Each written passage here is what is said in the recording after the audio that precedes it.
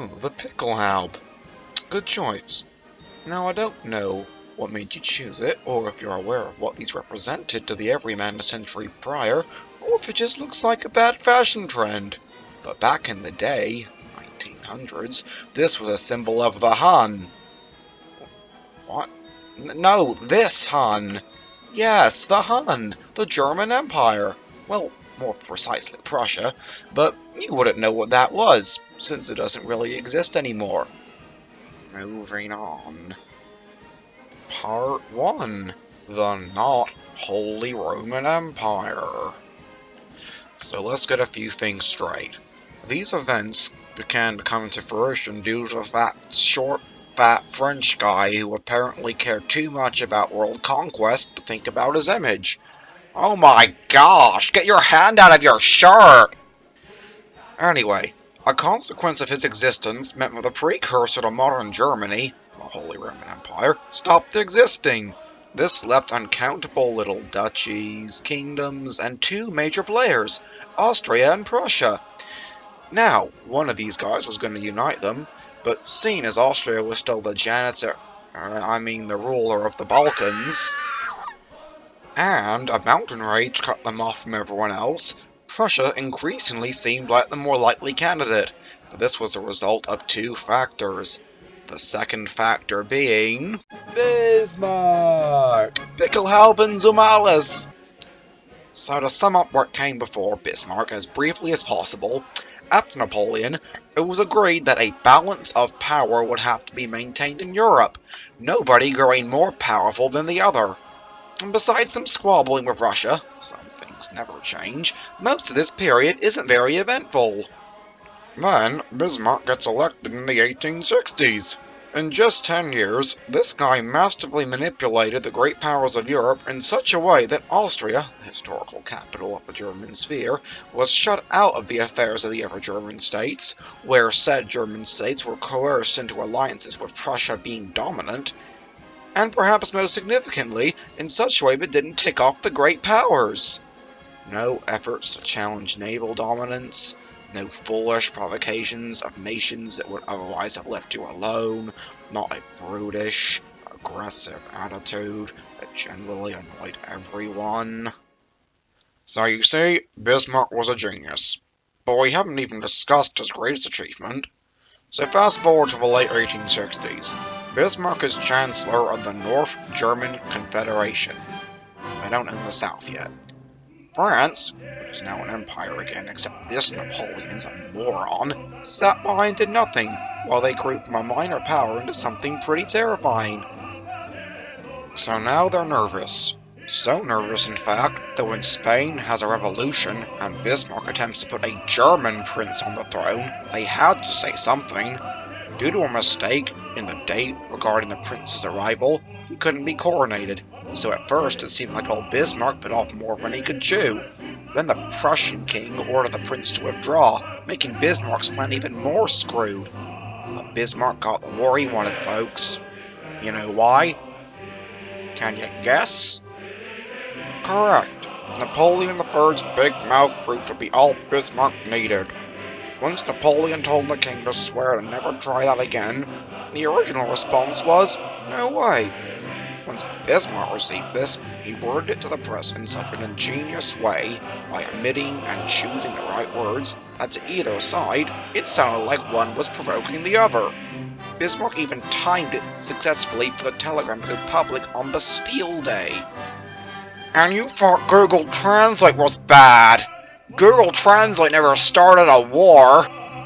But for Bismarck, it was this war, and it being a defensive one, that was so critical. And thanks to superior planning and tactics, in the Franco-Prussian War of 1871, Napoleon III was captured. They sieged Paris, forced the new government to cede Alsace and Lorraine, occupied the country until reparations were paid, but probably most significantly, unified the southern states and declared the German Empire.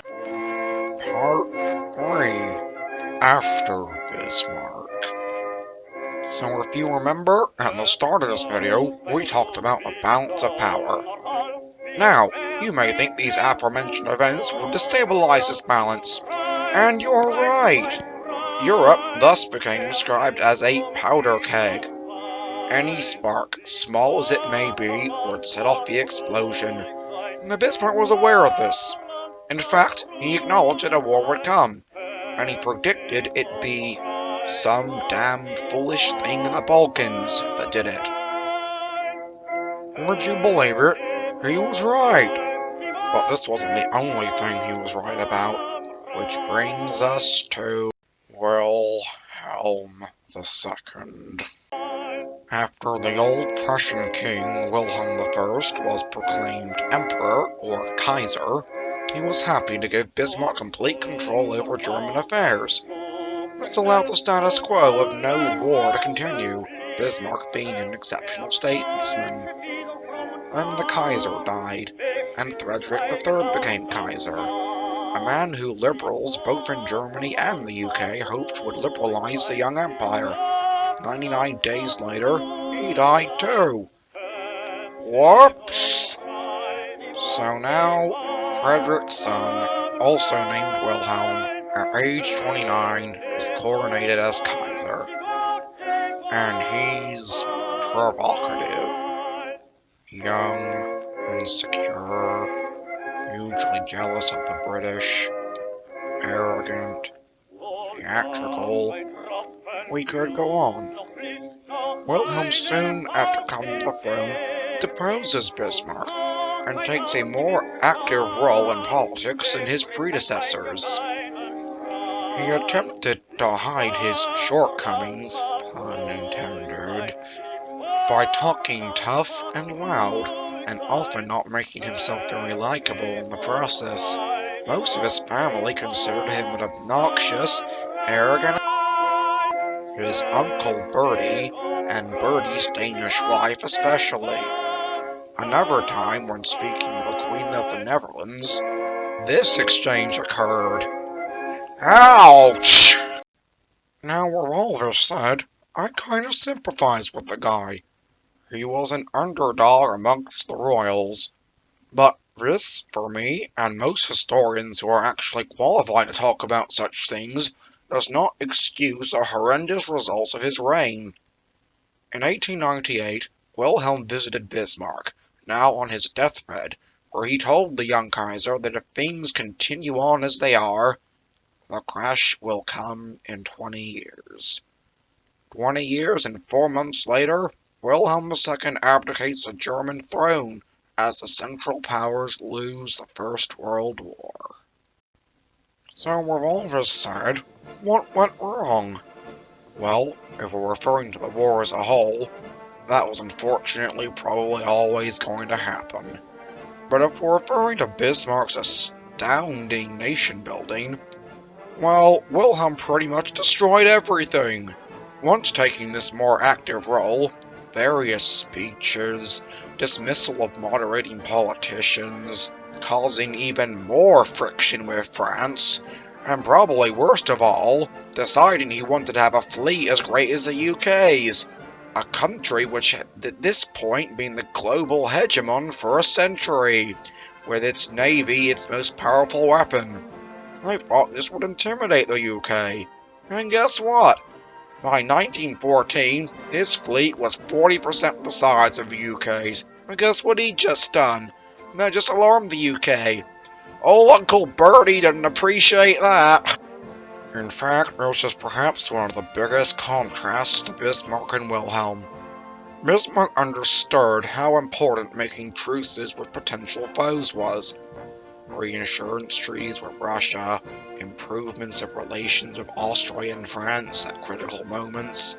This essentially stopped the boat from being rocked too much. So what does Willie do? He scraps those treaties and forges a formal alliance with the Austrians and Ottoman Turks. Oh look, now you've annoyed Russia and France, and they're going to form an alliance against you. Didn't you hear your military theorists about Russia will be unstoppable by the 1920s? Oh my god, are you drunk? What's in that ciggy? Who gave you the keys? Bismarck's spinning in his grave! Uh-oh. You hear that? That's the sound of the Archduke of Austria-Hungary being shot. World War One started. But it's not over yet, Willie. All you have to do is... Oh no. Why are you invading through Belgium? Now the UK's under the war. Don't worry, it's a stalemate. But you're not out yet. Oh no. You said what to Mexico?